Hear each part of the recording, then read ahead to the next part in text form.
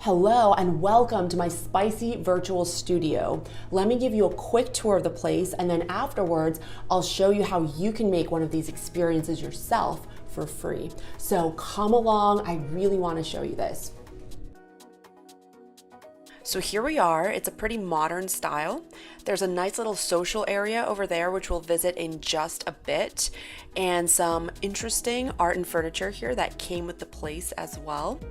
For now, let's hop over to the lounge and sit on the couches there.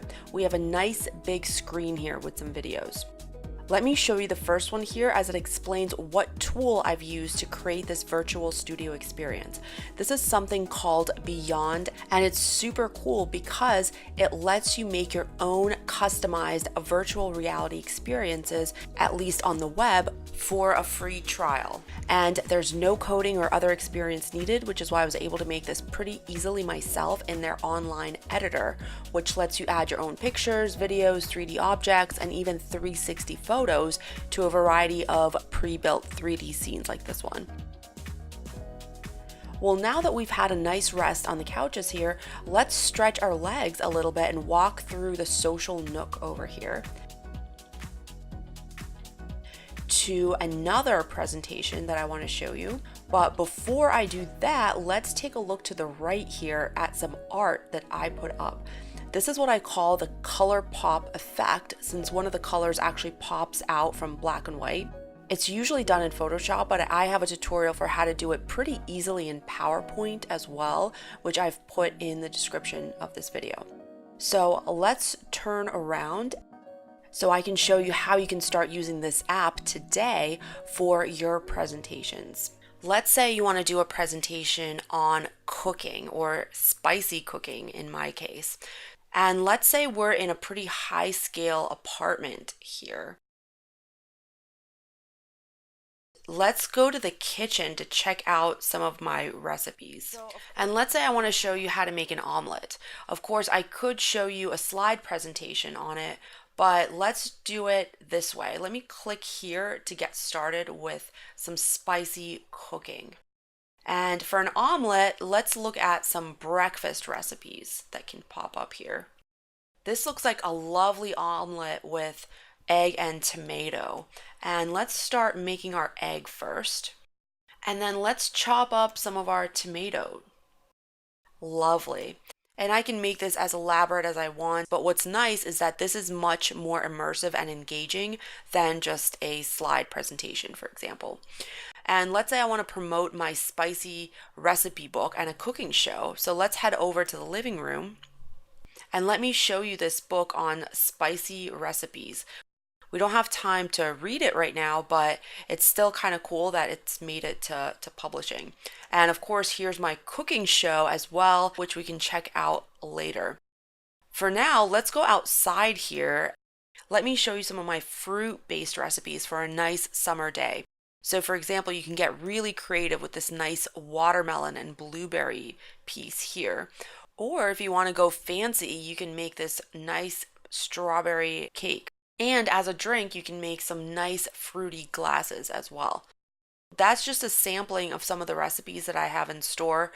Obviously, a very simple presentation on cooking, but walking through an apartment as part of the navigation process makes it a lot more engaging. And of course, if your presentation is on real estate or something that actually requires walking through something, or something like shoes or retail, you can fit your theme a lot more. So this gives you a quick sampling of the tremendous possibilities of VR presentations. Even more basic web-based ones can be kind of cool. Great, so let's step on over to my study room over here, and you can see more pictures here. That's art from my social media channels. And here's a nice little picture with my friends Taylor and Camille, whom we call the PowerPoint speed demons, because they've figured out all of these hacks and tricks for making PowerPoint way faster. And over here we have some 360-degree photos that look like little orbs floating in the air, which is kind of cool. Let's jump into one right now, actually. So I'm going to click right here. This is one from when I visited Times Square in New York, and I can kind of turn around here and look at all the people here. And to take a picture like this, you'll need one of the 360-degree cameras available right now, which are getting more popular and less expensive, which is nice. And hopefully they'll be available on our phones soon as well. So when I want to step out of the picture, I just have to find the X here and then click on that. And we're out.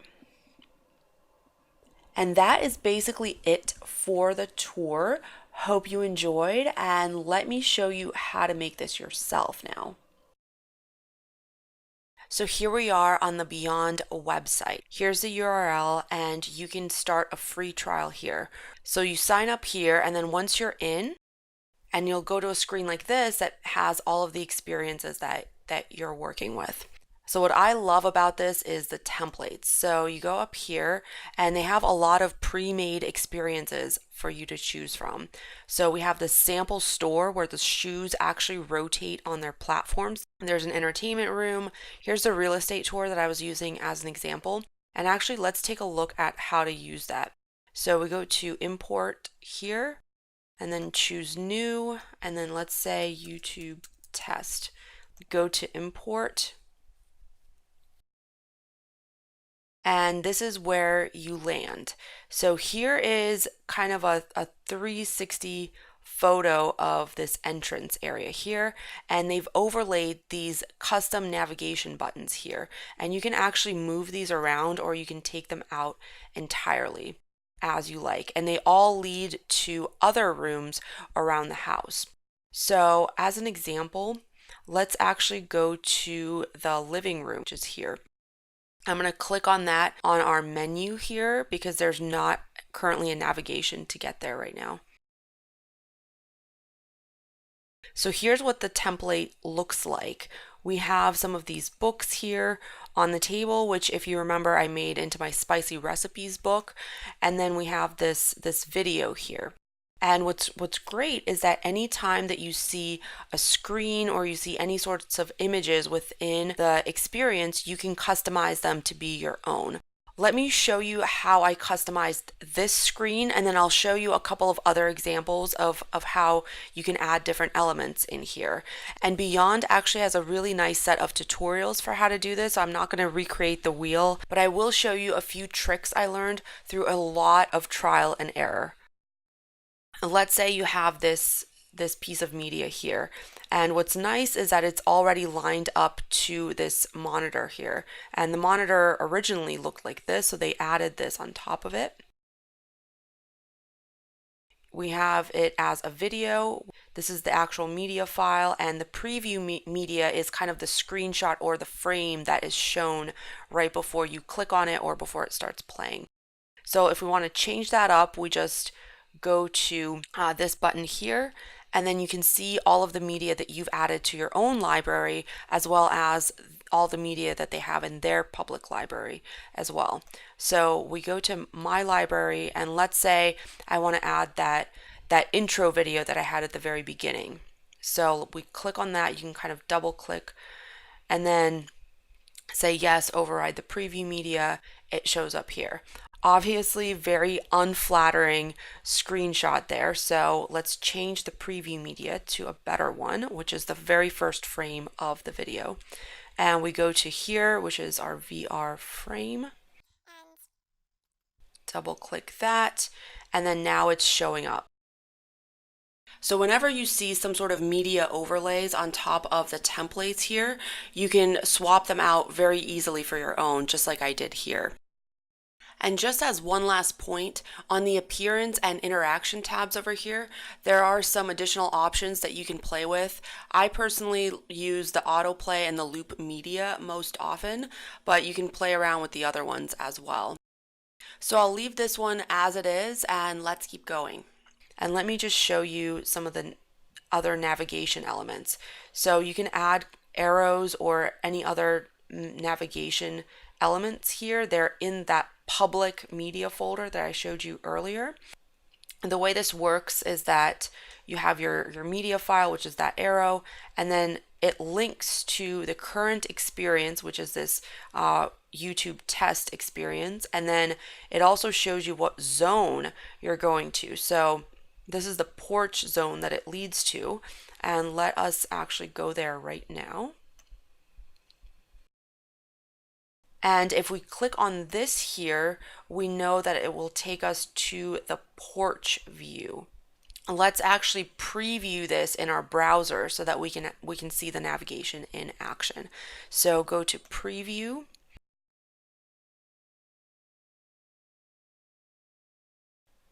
And now we can actually click on this arrow to take us to this. And if you remember, I had some hot spots here where I kind of clicked and there was some stuff, some of the recipes that were appearing here. So I can show you quickly how I did that. Let's go back into our editor here. And then for something that's invisible that becomes visible, we would use a hotspot.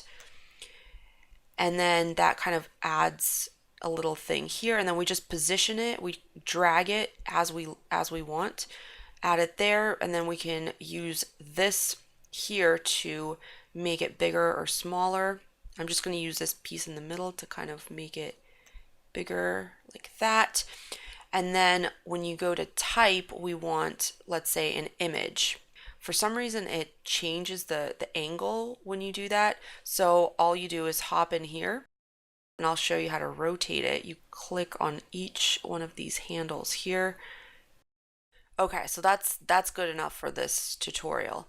Now we have the image here. Now for the media, we just click here and then we choose one of our pictures. So let's choose this watermelon recipe, for example. And then that's going to appear when we click in this area. And then as a final step, let's go to appearance and make sure there's nothing here that we don't want. And then for interaction, we have this come to me effect, which we want to remove because we don't want it to kind of get bigger as we click on it. So once we do that, we hit preview and then click here. It's a little bit tilted, but if I had more time, I would have evened it out a little bit better. And if you click out of it, it disappears. And actually in a little bit, I'll show you a trick to making it stay on the screen, even if you click out. And by the way, if you want to make this visible to others, you just go to publish and then you can just hit publish and then this link will be visible to anybody that you send it to. It works in a browser on your computer and on your phone too, and it looks actually pretty cool on your phone because you can use both your finger to navigate as well as actually turning the phone around to see the room in 360. And of course, if you want an app version of this, you can contact them for customized pricing. So I'll hit cancel here since I'm not actually going to be publishing this. And now, as promised, let me show you a quick trick to making objects stay even after you click out of them. This kitchen, as you may remember, had the eggs and tomatoes over here, which were actually pre-built into the template by Beyond. And there was also the image of the breakfast recipes over here, which I added myself using the method I'm about to show you. The way that I created this omelet picture is actually I went to Insert Media, and then I resized and positioned this media placeholder where I wanted it, right over here. And now here is the trick to making it stay even if you click out of it. This is actually a video with an invisible picture as the preview image, which is why you can't see it originally. I made the video by just using a static picture in PowerPoint that was then exported to video. And the invisible preview image was originally a shape in PowerPoint with no fill and no outline that I then saved as a picture to put in here. So that's why it's invisible. And that's how I made that. Nothing special about appearance. And then for interaction, I put no motion and there's nothing here that is playing. The eggs and tomatoes that were in here were also done in the same way, except the video is a green screen video. Also, they had the little bullseyes in here as preview media so that you know to click on them. And as you can see, lots and lots of customization options that you can work through here. And of course, if you have your own 360 images, then you can create your own zones and have a lot more flexibility here. And if you're making any sort of presentation in a physical location, nothing beats being able to actually walk through rooms and this versus just static images. Well, hopefully this was a useful tutorial and a nice sampling of the platform, as well as a glimpse into what presentations could look like in the future. Check out Beyond whenever you get a chance, and I'm sure they've paved the way for many other platforms to enter this space soon as well. And for more emerging technologies and PowerPoint fun, subscribe to my channel and stay tuned for future videos.